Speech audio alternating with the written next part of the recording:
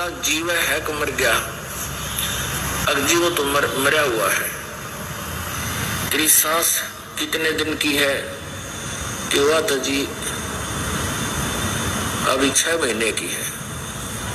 वह सास सुने बैठी बैठी, अगर देख किसी ने कमी झूठ बोलने लग रही अपने गुरुजी के सामने। तो जब तक वो चला गया तो सास ने क्या किया, अपने पति को यानी लड़की के ससुर को भर दिए कान उसके कि यह बहू के आगे हमारा तो हमारी बेइज्जती करवा है। इनकी को जान पहचान का आ रहा था। उस दिन बोली, उसने पूछा तेरा ससुरा जीव है या मर गया? अगला बोले तो मरा हुआ है, मर गया है यानी मर चुका है। वो जीता को ना, जीवित को ना। और सासू जीवित है पर 6 महीने की है। मन ने देख 60 साल की औरत ने तो या 6 महीने की बतावा है। इसके उल्टी खोपड़ी इसकी। तो घर में कड़ा शुरू होगी 1921 के। वो संत फिर आ गया कुछ दिन के बाद, वापस आता हुआ रुक गया वहां घर पे। तो उसके ससुर ने पूछा कि महाराज जी यह लड़की आपको क्या बता रही थी कि मेरे के बारे में कह रही थी मैं मर गया, मैं देख जीव हूं। और मेरी पत्नी को यानी अपनी सास को बता रही थी 6 महीने की। यह झूठी बहुत से। और कहीं आप घर जा करके कुछ 19-21 कह जो हमारी लड़ाई ना हो जाए आपस में रिश्तेदारियों की। अब मेरी झूठ बोला सारा दिन, देख आपके सामने झूठ बोला मैं जीव या 60 साल की, इसको तो 6 महीने की बताओ है और मुझे बताओ मेरा हुआ।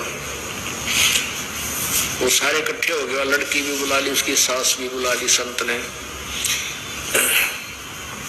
तो फिर वो समझाने लगा कि आप जीवित हो आपके दृष्टिकोण से, लेकिन हमारे दृष्टिकोण से तो आप जीवित नहीं हो संत मते में, क्योंकि आपने भगवान का नाम ना ले रखा। आप तो मिट्टी कैसे हो आपका समझ लो। नारी कहानी आपके घर में चर्चा चलाती है, लड़की भगवान की के बारे में जानकारी भी देती है।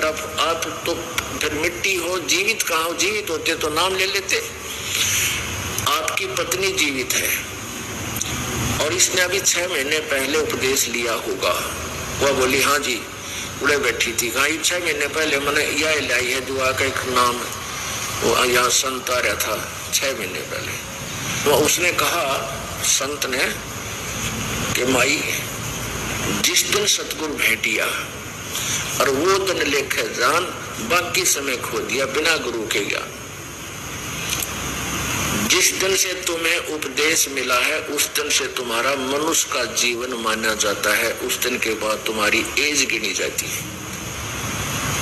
तो बोला अच्छा यह बात ठीक, यह बात है। तो ससुर ने भी नाम ले लिया। 2 दिन रोक्या संत, वहां पर ज्ञान हुआ, चर्चा चली, फिर नाम लिया। फिर उन्होंने कहा कि आज जीवित है तू और आज एक दिन का आज जन्म हो गया तेरा जिस दिन नाम मिला। तो यहाँ यही बताया जाता है ये दास आप जी को उस बच्चे के तुल देखता है। कोई 2 दिन का है, कोई 10 दिन का, कोई 6 महीने जिसने प्रवेश पाया है यहाँ हमारे इसमें, उसी दिन से आपकी एज फैक्टर लाई जाती है। कोई 4 वर्ष का है, कोई 2 वर्ष का है, कोई 3 वर्ष का, तो फिर भी आप बालक ही हो। और जब तक आप इस विद्यालय में हो तो आप विद्यार्थी है और दास टीचर है। और टीचर का कर्तव्य बनता है आपको समझाने का और आपको धमकाने का। आपको बच्चा समझ के कहीं आप अपनी मनुष्य जीवन को बर्बाद ना कर दो। तो ऐसे छोड़कर चला जाते हैं जैसे कोई गलती करता है उसको करड़ा भी करते हैं, ज्ञान भी समझाते हैं। और जब बार बार नहीं मानता है तो उसको ये भी कह देते तो आश्रम में मत आना। क्योंकि अच्छे जो स्कूल होते हैं, विद्यालय होते हैं, वो निकम्मे बालक न रक्षा नहीं करते। 1, 2 बार 4 बार उसकी परीक्षा लेकर के उसको निकाल देते हैं स्कूल से कि हमारा रिजल्ट खराब ना कर दे।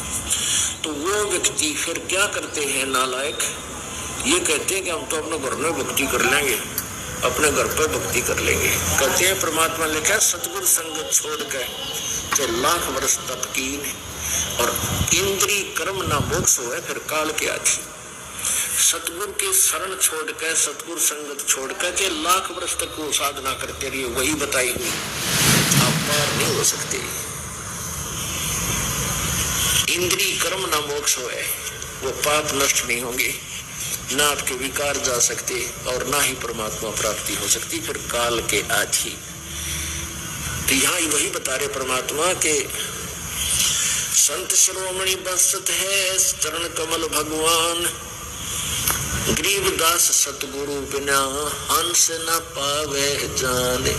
अब यहाँ से जो कट गया तो परमात्मा से कट गया, ठीक है। जब तक उसने 2 वर्ष 4 वर्ष 5 वर्ष जिसे भी साधना कमाई दान किया वो उसके पास है, और वो कमाई काल इसको पूरी देगा क्योंकि उसके पुण्य है।